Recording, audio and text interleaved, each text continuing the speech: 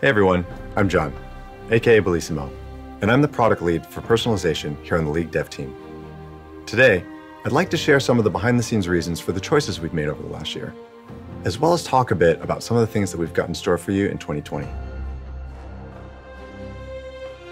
As each year passes by, the number of champions in League continues to grow. With League nearing 150 champs now, it's getting more and more difficult to make skins for all of our champions. On top of that, we often prioritize popular champions with larger audiences. We do this because our goal is to delight as many players as we can and support our business through the next 10 years of League. Reasons aside though, it sucks to have to wait years for a skin for your favorite champion. In 2018, we shipped just over 80 skins to players, and in 2019, we broke the 100 mark. This year, we're trying to push past 120 skins. So, what are we doing with those extra skins in 2020? We're going to be hitting up a lot of the champions that haven't seen skins in a while. Specifically, we're going to be cooking something up for Skarner, Xerath, Mordekaiser, Kindred, Rek'Sai, Vel'Koz, Karthus, Sion, Twitch, Taric, Pantheon, Nautilus, Trundle, Bard, Ornn. And yeah, Taliyah. This means that we're going to be making skins for a lot of our most popular champs as well, like Lux, Ezreal, Ahri, and Kai'Sa.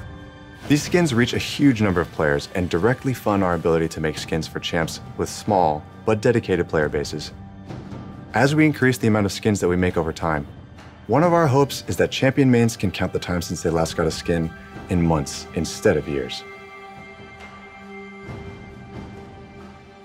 Since we're developing more skins than ever this year, we're also going to spend some time exploring new creative thematics. Today, there are only a few thematics that are universally loved across all regions. And while there are some standout hits, there are also thematics that you've shown us that you're just not that excited about anymore. This comes through loud and clear through a variety of different signals. Players purchase these skins far less than others, and even those who do purchase them don't use them that much in-game. We also survey players around the world to make sure that your opinions match the signals that we're seeing. No, this doesn't mean that we'll never do a Snowdown skin ever again, but it does mean that we need to take the time to understand why most players didn't like it and find new creative ways to approach these themes so you will be excited about it next time. High Noon is a great example of how we can breathe life and depth into an old thematic, and we want to do more of this in the future. If you have any suggestions or ideas for new themes you'd like to see in League, or ideas for a new take on an older thematic, let us know. Every year for Lunar Revel, we've offered skins that have typically been exciting for players in Eastern regions, but haven't been as resonant with our players globally. This year, we wanted to try something different that could hopefully excite players everywhere. Our vision for this new thematic was to create a new take on a well-loved sci-fi fantasy by bridging Eastern and Western inspirations. So we created Mecha Kingdoms, a legendary sci-fi universe where the greatest heroes from warring kingdoms unite against a monstrous threat by piloting giant mechs. Defending this historical world are Garen, Leona, Draven, our newest champion Sett, and finally, Jax has got a real weapon, a giant mech in the shape of Jax himself. Mecha Kingdoms is launching today as the first major event of 2020. Speaking of events, in 2019, we got a lot of feedback around events, specifically that it felt like their quality had dropped over time. Mission variety was low, and not every event had a game mode available. We want each event to feel like a unique experience that all players can be excited for, which is why our goal moving forward is to make participating in events more rewarding, more novel, and more memorable for everyone. This year, we're planning on game modes for all of our major events, pushing for more variety in our missions, and also improving our event pass system. Last year, one of the main things we heard about event passes was that it felt like you had to play too much to get all the things that you wanted. It also felt bad to use tokens to buy things like ward skins or emotes if you were ultimately trying to get higher tier rewards. We believe that getting all the rewards in Event Pass shouldn't require that you sign your life away for 30 days.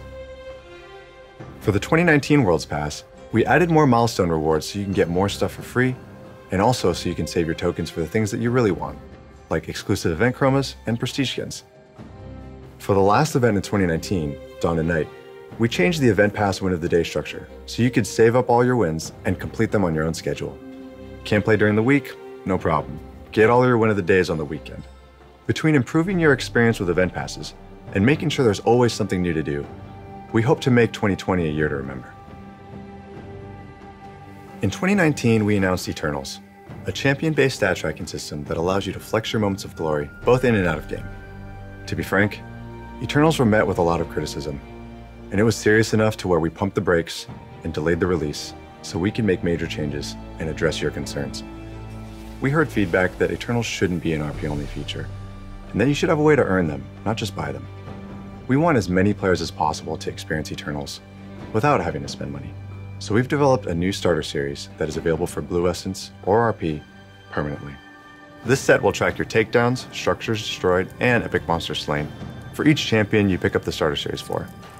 Also, in a post-launch update, we'll add Eternals that can be earned via ranked splits, providing a path over time to earn every Eternal series in the game without spending RP.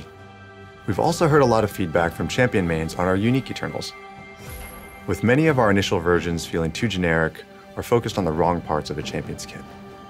Our goal is to create skill-expressive and memorable stats that you're stoked to show off. So in the latter half of 2019, we worked with players on PvE to hear what kind of Eternals you wanted to see.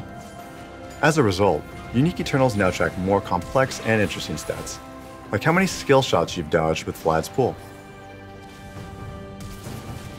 So whether it's showing off how dedicated you are to the devil himself, or how good of a Freljordian sniper you are, we hope Eternals really capture the highlights of playing your favorite champions. It's your feedback that helped our designers and team find new and interesting stats to track, so please keep letting us know what types of things you'd like to see Eternals track moving forward. Lastly, for players who aren't interested in the feature, or don't want to know when they've been someone else's 100th kill, we've got toggles for you to mute the experience as you see fit. We hope that you like the changes that we've made to Eternals, and look forward to its release early this year. Before we go, we wanted to let you know that there are a few new types of content that we're experimenting with. And while we're not really ready to show anything yet, expect to hear something from us later this year. We can't wait to announce them. Thanks again for taking the time to watch this video. It's your feedback that helps push us to be better tomorrow than we are today. Here's to 2020.